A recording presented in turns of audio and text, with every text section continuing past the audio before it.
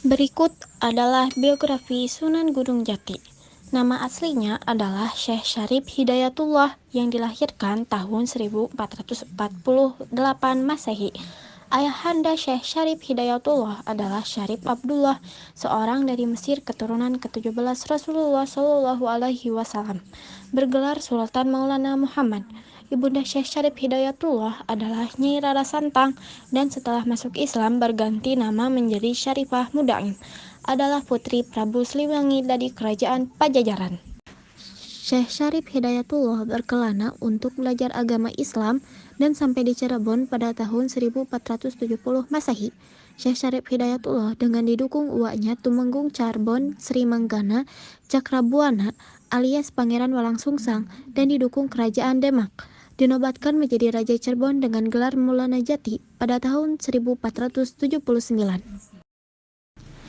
Sejak itu, pembangunan infrastruktur Kerajaan Cirebon kemudian dibangun dengan dibantu oleh Sunan Kalijaga, arsitek Demak Raden Sepat, yaitu pembangunan Keraton Pakungwati, Masjid Agung Sang Cipta Rasa, jalan pinggir laut antara Kerajaan Pakungwati dan Amparan Jati, serta Pelabuhan Muara Jati. Peranan Sunan Gunung Jati. Sunan Gunung Jati memainkan peran penting dalam pendirian pusat keagamaan di daerah Cirebon, Jawa Barat. Ia mendirikan Keraton Kasepuhan Cirebon yang kemudian menjadi pusat kegiatan keagamaan dan pemerintahan. Selain itu, Sunan Gunung Jati juga mampu mempersatukan berbagai suku dan etnis di Jawa Barat. Hal ini membantu mengatasi perbedaan-perbedaan etnis dan menciptakan identitas keislaman yang kuat di wilayah tersebut. Sunan Gunung Jati juga memiliki pengaruh dalam urusan politik dan sosial di Jawa Barat. Ia tidak hanya seorang pemimpin agama, tetapi juga memiliki keterlibatan dalam urusan politik lokal dan regional. Sunan Gunung Jati juga mendirikan pesantren sebagai pusat pendidikan agama Islam. Pesantren-pesantren ini menjadi pusat pembelajaran agama dan memainkan peran penting dalam mendidik generasi penerus dengan nilai-nilai Islam.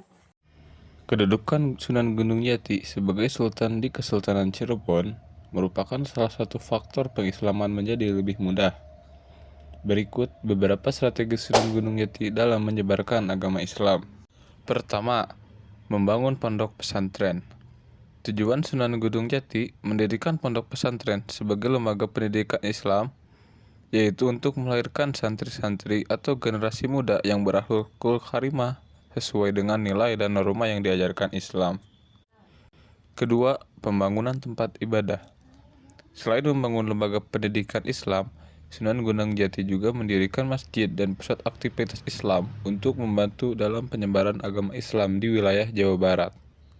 Masjid yang dibangun oleh Sunan Gunung Jati pada tahun 1480 yang diberi nama Masjid Agung Sang Cipta Rasa yang hingga saat ini masih digunakan oleh umat Muslim untuk beribadah. Pada saat itu, masjid ini juga digunakan sebagai tempat pertemuan para wali songo untuk membicarakan persoalan tentang masalah dakwah yang mereka hadapi. Ketiga, praktik dakwah melalui karya-karya seni. Salah satu metode dakwah unik yang menarik perhatian masyarakat yang dilakukan oleh para wali songo yaitu dengan menggunakan karya seni seperti wayang, karawitan, gamelan, dan tarian-tarian. Dalam berdakwah, Sunan Gunung Jati juga menggunakan wayang golek dan tarian Sunda sebagai media untuk menyampaikan pesan-pesan Islam kepada masyarakat. Keempat, tradisi silaturahmi. Metode yang digunakan Sunan Gunung Jati ini dianggap sangat efektif dalam menyebarluaskan ajaran agama Islam. Berinteraksi dengan masyarakat merupakan kesempatan yang digunakan beliau untuk menciptakan lingkungan yang akrab, hangat, serta nyaman. Sehingga metode ini dapat diterima dengan sangat baik oleh masyarakat. Juga menciptakan kerukunan dalam beragama. Selain itu, bentuk yang digunakan beliau dalam memperkuat hubungan silaturahmi dengan tokoh-tokoh berpengaruh di wilayah Cirebon yaitu melalui jalur pernikahan sebagaimana yang telah ada pada zaman Nabi Muhammad SAW.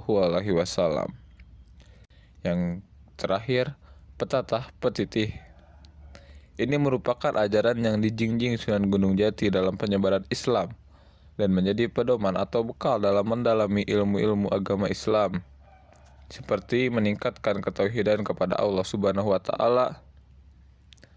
Pepatah petitih hingga saat ini masih banyak didengar di kalangan masyarakat Cirebon.